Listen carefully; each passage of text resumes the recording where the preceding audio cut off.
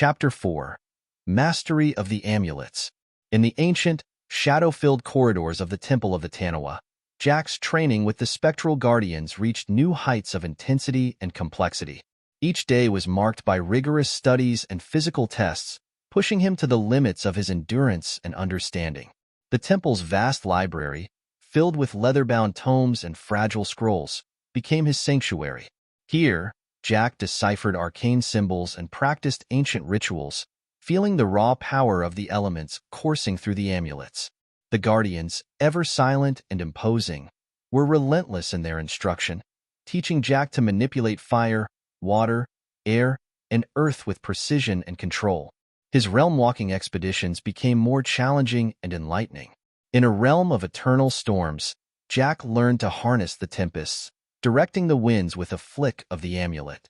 In a realm submerged beneath an ocean, he walked along the ocean floor, surrounded by glowing fish and towering seaweed, learning to weave air from water. The Shadow Realm was his ultimate test.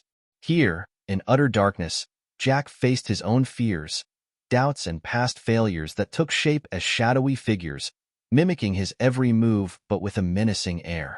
The Guardians taught him to focus the amulet's light, turning it into a weapon that shattered the darkness, banishing his fears and strengthening his resolve. Each successful trial deepened Jack's connection to the amulets. They no longer felt like external tools but extensions of his own will, responding to his desires and emotions as if they were alive. During his time at the temple, Jack's relationship with Arya also deepened. Their evening discussions by the lake, under the soft glow of twilight, became a cherished routine.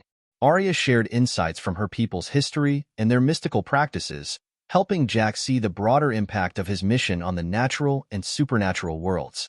One such evening was abruptly interrupted by a sudden tremor, a signal that the balance between the realms was faltering. The Guardians, usually so composed, displayed an urgency that spurred everyone into action.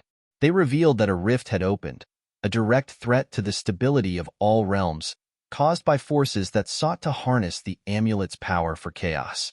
The preparations for confronting this new threat were intense.